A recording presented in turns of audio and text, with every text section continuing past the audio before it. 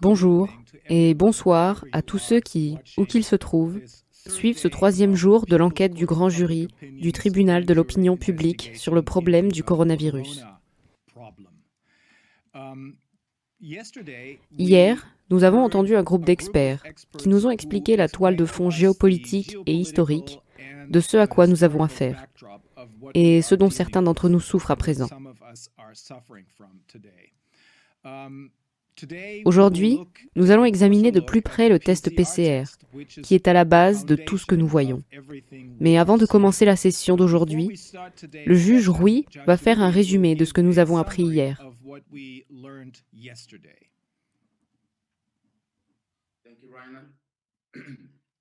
Merci Rainer.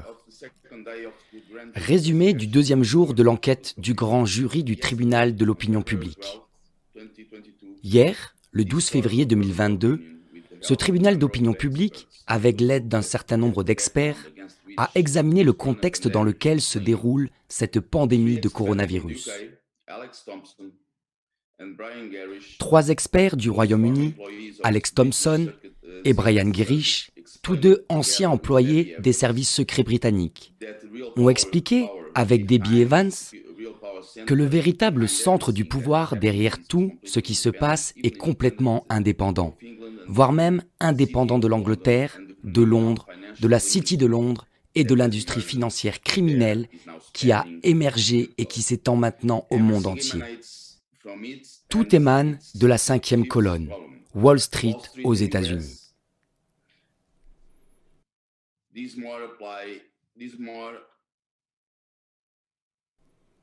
Cette mafia financière a été par exemple responsable pendant la Première et la Seconde Guerre mondiale et dans chaque cas, ils ont financé les deux côtés du conflit.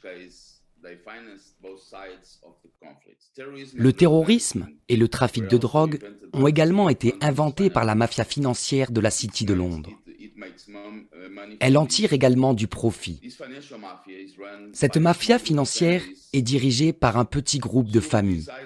Par le biais de ces organisations criminelles, d'autres partis privés dont la fondation Bill et Melinda Gates, en prenant le contrôle des soins de santé, d'abord en Angleterre, puis dans le monde entier. Les soins de santé sont utilisés comme un levier par ces élites nommées. Avec l'aide de l'une des plus importantes plateformes de ce groupe, le WEF, et des politiciens élevés par le programme de Young Global Leaders du WEF. Ils s'efforcent d'obtenir le pouvoir et le contrôle total de toute la population mondiale. Car, dans cette vision antisociale et anti-humaine de la population mondiale, les êtres humains ne sont plus pertinents pour eux. Matthew Ehret du Canada et Whitney Webb des États-Unis nous ont expliqué que le Canada est toujours complètement sous le contrôle de la couronne britannique. C'est pourquoi Justin Trudeau, du programme Young Global Leaders, a pris ses fonctions en jurant explicitement allégeance à la couronne d'Angleterre, à savoir la reine Élisabeth.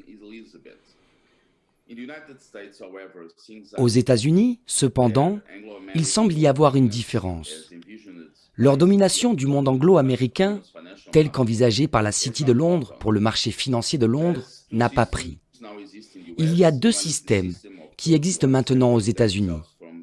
L'un est le système de ceux qui veulent se séparer des pilleurs européens, en particulier de la City de Londres, et l'autre est le soi-disant État profond, dirigé par Henry Kissinger, entre autres qui continue précisément à poursuivre cette domination mondiale. Le rôle des dirigeants chinois sera d'étendre le système de crédit social, d'abord en Chine, puis dans le monde entier.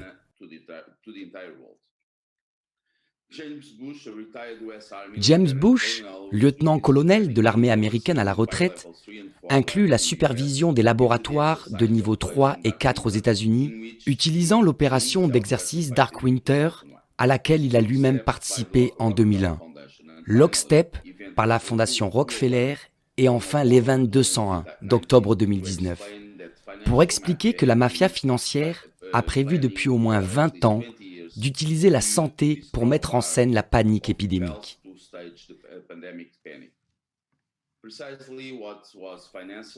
Précisément, ce qui a été fait en octobre 2019, comme une répétition générale, a été mis en œuvre depuis le début de 2020.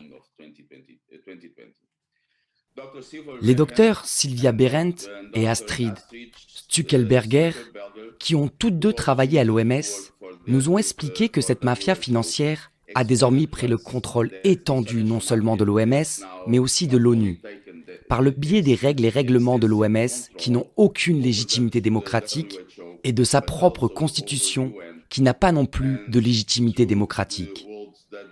Et les véritables réglementations juridiques et les constitutions nationales sont effectivement suspendues ou le seront bientôt.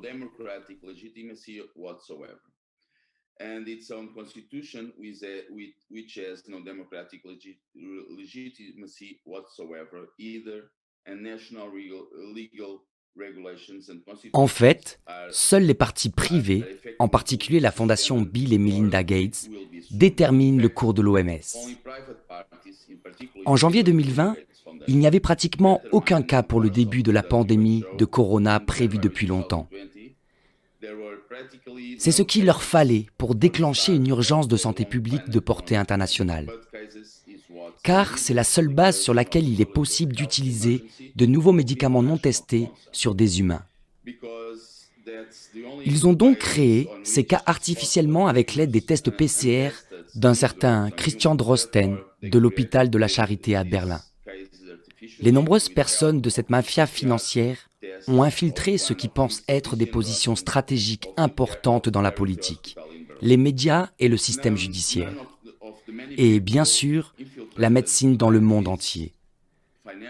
C'était donc un résumé de ce qu'il s'est passé lors de la seconde session du tribunal populaire de l'opinion publique. Merci.